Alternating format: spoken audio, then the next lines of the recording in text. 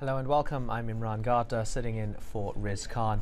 Can Turkey build a modern identity without facing its troubled past? As Turkey emerges as a key player on the world stage, unity at home is being hindered by the nagging question of past violence. The killing of more than 1 million Armenians nearly a century ago and the recent tensions with Kurds have long been sensitive political issues. The government even pushed through a law making it a crime to insult Turkishness. That led to charges against dozens of writers, including Nobel Literature Prize winner Orhan Pamuk and journalist Hrant Dink. Dink was later assassinated after speaking out about what he and many others called the Armenian genocide. Well, today we ask, should Turkey push harder for a more inclusive public debate about its violent past? Remember, you can call in with your questions, and we also welcome your text messages and your emails. Well, joining us to discuss these issues are Ece Temelkuran, one of Turkey's best-known journalists and political commentators. She's recently published the book Deep Mountain: Across the Turkish-Armenian Divide. Also with us, Mustafa Akyol, a writer and columnist with the Hurriyet Daily News. His forthcoming book is titled Islam Without Extremes. They're both in Istanbul. Welcome to the show. Ece Temelkuran, if I could start with you, the title Deep Mountain. In a literal sense, I'm assuming it refers to Mount Ararat, but there must be a deeper, more metaphorical meaning to it. What does it mean? Actually, it comes from Silva Gabudikyan. She was the oldest poet in Armenia when I interviewed her. She told me, looking at Ararat from Yerevan, this line, and it was so touching. She said, young lady, Mount Ararat is a matter of height for you, but it's a matter of depth for us. She meant the memory and all those, painful memories, obviously. So the name came from Silva Gabudikyan and from the memories that have been buried, painful memories that have been buried under that, very high mountain. I've read a couple of chapters of the book. It's very well written. It's melancholic. It's got a very poignant tone to it. What do you see as your fundamental role in writing this book? The book has, I targeted the ordinary people, ordinary Armenians and, common Armenians and common Turks. Because my friend Hrant Dink, Armenian journalist who was shot dead in 2007, was killed by ordinary Turkish, kids who was 16 years old. So I targeted the ordinary people, both Armenians and Turks. And I think it has already formed a bridge in between these two peoples. Since it has been translated to English, I've been going to United States and London. I've been giving speeches at Harvard, Oxford, and some other universities. So I came to understand that it has already built some bridges which I was hoping to form. So this was the main goal of the book, actually. You say it's built bridges. There's also been criticism of the book. Online, I read in the Armenian Weekly, the online magazine, an editorial which accuses you of, quote, infantilization of Armenians, that you have, quote, larger-than-life claims about the transformative power of the book itself. And it also says the characterization of the Armenian individuals in the book is, for all its heart-wrenching emotionality, strikingly one-dimensional. What do you think about that sort of criticism? Even you have difficulties to pronounce those words, so I think those criticism is quite limited to intellectual circles. As I said before, I targeted to ordinary people, and the intellectual circles in both Turkey and in Armenia or in Armenian diaspora is not my target, because they are already involved in this issue and they have they are already sensitive to the issue. They know the terminology and etc. But the ordinary people living in both communities need to know their stories, each other's stories, and this was the thing I was trying to do. I was trying to go beyond the terminology, and I was inviting people to tell their own stories. All those intellectual circles are so reserved and they're so close to the outer world, but the real life is going on there people kill each other, people there tell their stories. I'm like, I try to explain in the book that nations forget, but people don't. And I try to explain to Armenians, for instance, that Turkish people remember what happened in 1915, and I try to tell the Turkish people about Armenians, their personal stories and their touching, painful memory about 1915. Do you believe that it should be accepted by not only the Turkish state, but by the Turkish people as well, that it was a genocide? I think stories should be heard first. It's not the state issue. The diplomatic process is quite moody, and it's so unpredictable, fragile at the same time. But I think people on both sides should be ready to embrace the truth and embrace each other's truths, embrace each other's stories. And Turkish people are getting, more ready to hear the stories of Armenians nowadays, I suppose, because before it was before killing of Hrant Dink, this issue was dehumanized by the official perception of the history. But now, after Hrant's death, after a human's death, and it happened in front of everybody's eyes, the issue is humanized again. And people in Turkey learned that this guy, Hrant Dink, loved his country, loved his people, loved Anatolia. So for the first time, the Armenian issue has become a human issue for Turkish people. So that was one of the things that I tried to do, to humanize the issue. Mustafa Akyol, do you believe that the issue has become more humanized, which has opened the door towards better understanding and clearer communication between the two sides? I think there's progress, certainly. Turks shut themselves from what happened in 1915, and they have their own narrative. And I think that we as Turkish people should be more empathetic to the tragedy of the Armenians, to the horrible ethnic cleansing of Armenians from Ottoman Anatolia in 1915. That's certainly much needed. But there's also a Turkish side of the story that Turks remember, that Turks have learned from their own grandmothers, which is the Turkish suffering in 1915. And I think the Armenians should try to understand that side of the story as well. So we need, I think, a dialogue, a rapprochement between these two peoples who actually lived side by side, as friends and as neighbors for decades, for centuries before nationalism came down to these lands, to this part of the world, and actually poisoned all intercommunal relations. And the Armenian suffering was one of the most tragic outcomes of that. But this is not just an isolated issue. It is about democratization. It's about open debate inside Turkey, and other taboos have also started to be taken down recently. For example, the Kurdish issue is not that unsimilar to the Armenian issue. We were not supposed to speak about the Kurds 15 years ago. Yeah. It was illegal to say that I am a Kurd. I'm not. I want to actually bring that up 20 years ago. So a lot of democratic reform have taken place. I want to bring that up a little bit later on in the program as we broaden it out into the other issues. But when you talk about this idea that everybody has their own narrative, it makes me look into our inbox here, because we've got numerous emails that have come through. There's one here from Nuri Gökhan Eker in Turkey.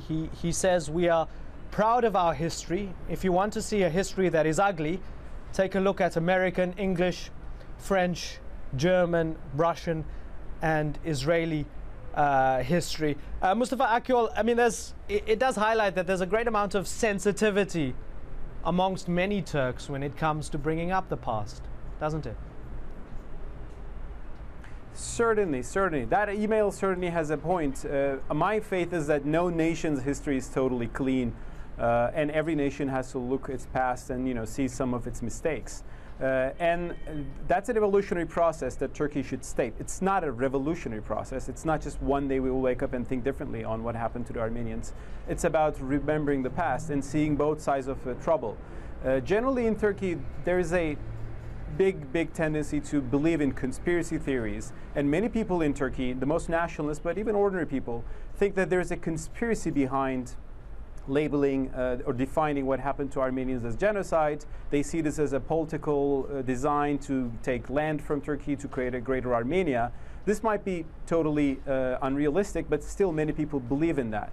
So instead of pushing Turkey with international resolutions by the French Parliament or the US Congress, I think what we need is to help the Turks to look at 1915 more objectively, and help the Armenians to look at more objectively too, because there's a Turkish side of the suffering in that period.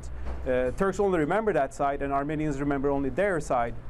And that's maybe in human nature, that you only remember the losses on your own people.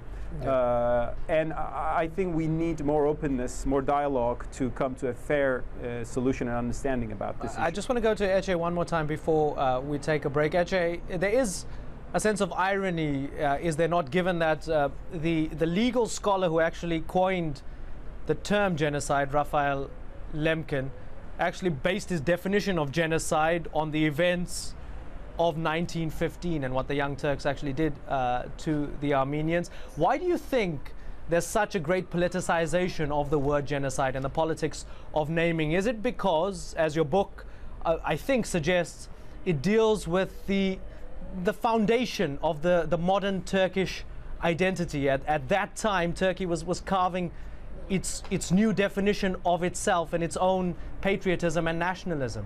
Is that the reason? Well, actually, it's about this cleanness that you've been talking about earlier. 1923, when the Republic was established, the Republic was supposed to be clean, you know, young and strong. And for that reason, the history should be cleansed. For that reason, what happened before 1923 was vanished from the history. It's not only about Armenians, but also for Kurdish people. So what we're trying to do here is to write the history for once, you know, for once and all, because our history is rewritten from the very beginning. So it's for Kurds and Armenians. I think this is the main issue. Like the 1923 is year zero. Nothing happened before that, and everything is a fairy tale, you know, which happened before that. Ece and Mustafa, stay with us. We have to take a short break now. More of our discussion in a moment. We'll be right back.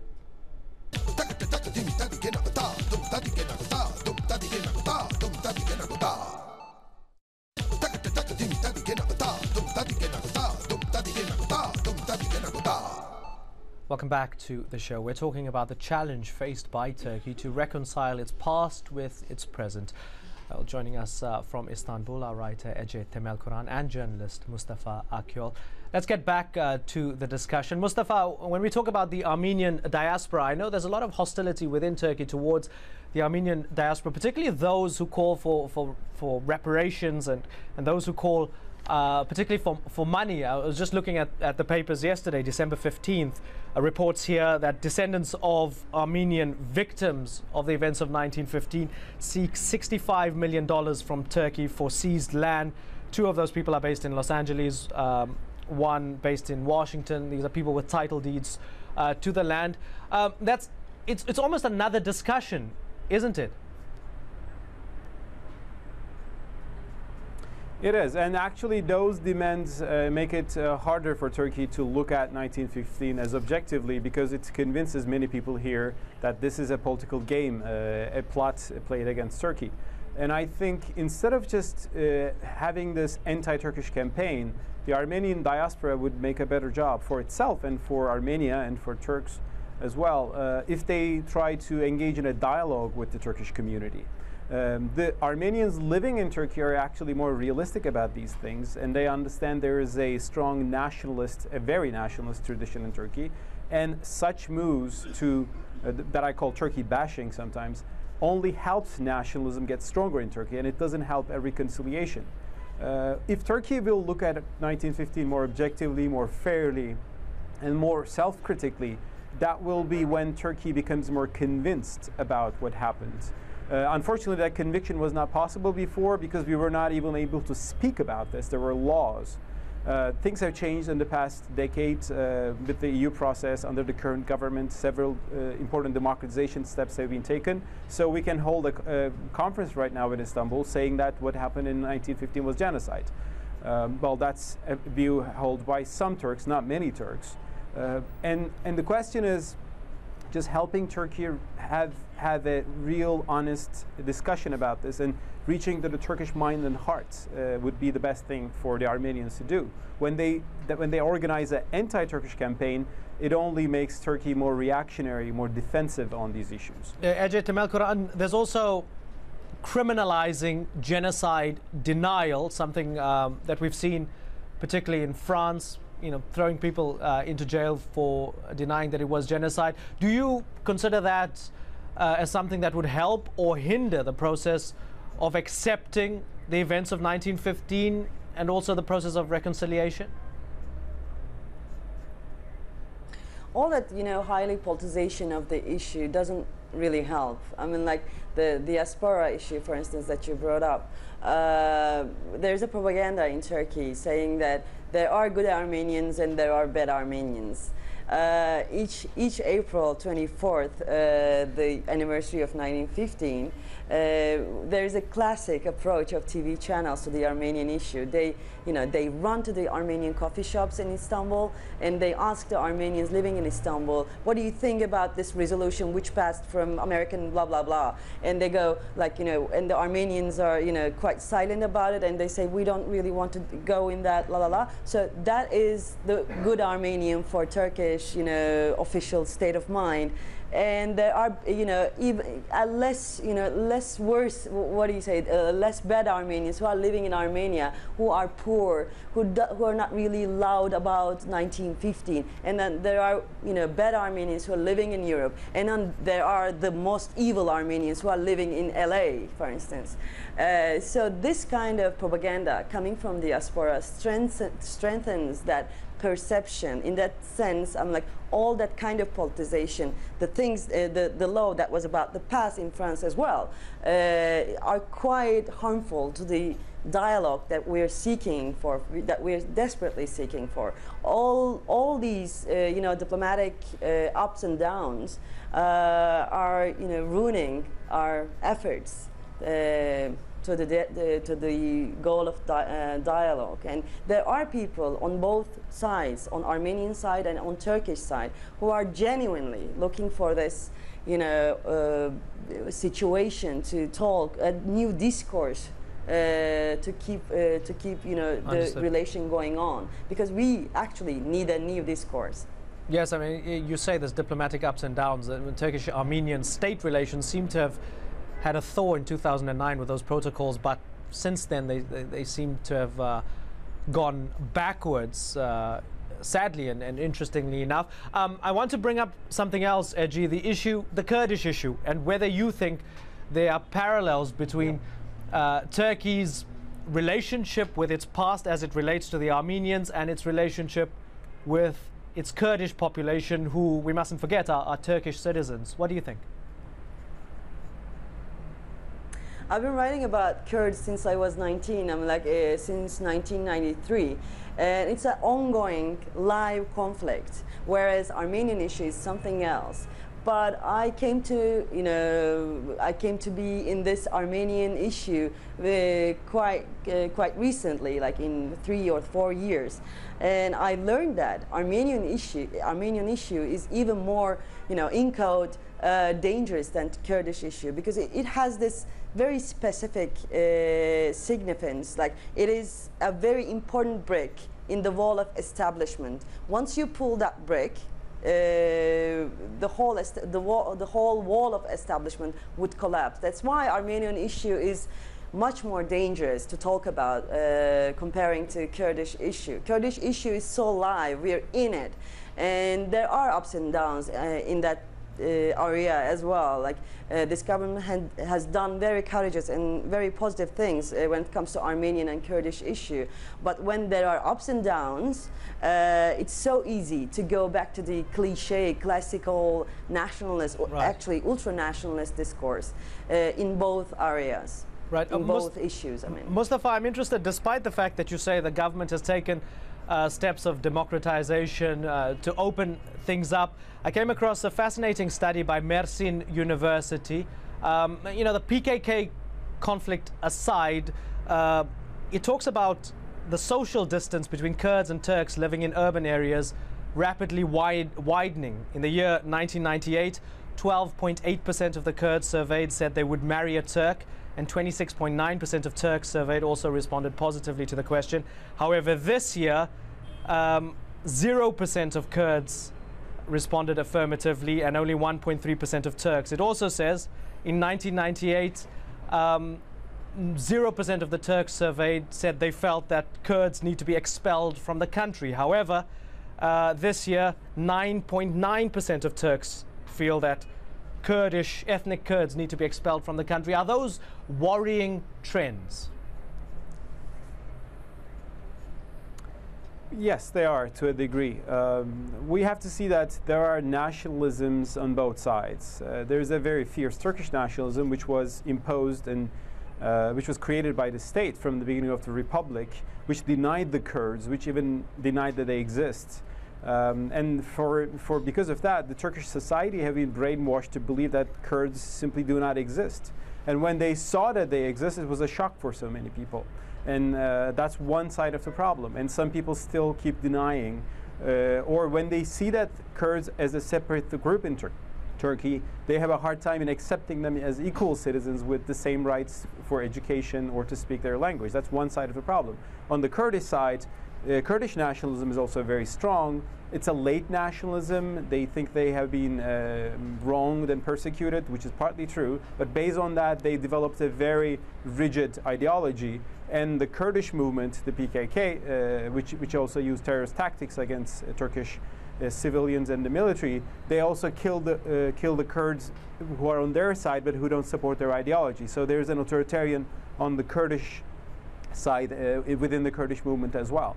The question is, can Turkey accept to be a multi-ethnic, a multicultural society again? It was like that for centuries under the Ottoman Empire, and Kurds simply existed as Kurds. And today, many Turks refer to that past and say, well, we existed together for centuries by understanding, by recognizing each other, but we denied that pluralism, and we got into this monist, authoritarian culture in the 20th century. So modernization, in one sense, was not very helpful in that regard. Okay. Now we're trying to look back and also look forward to say, maybe we can live as Kurds and Turks together again. Okay, Mustafa and Ece, we have run out of time. I hope we did add at least some depth to this discussion, which could go on and on. Thank you very much, Ece Temelkuran and Mustafa Akyol, for joining us. Thank you for having me. From Istanbul. And thank you, the viewer, for joining us. Remember, you can follow the show on Facebook and see what we're up to there. You can give us your feedback on the show and post your questions and your comments. From me and the team here in Washington, thanks for watching.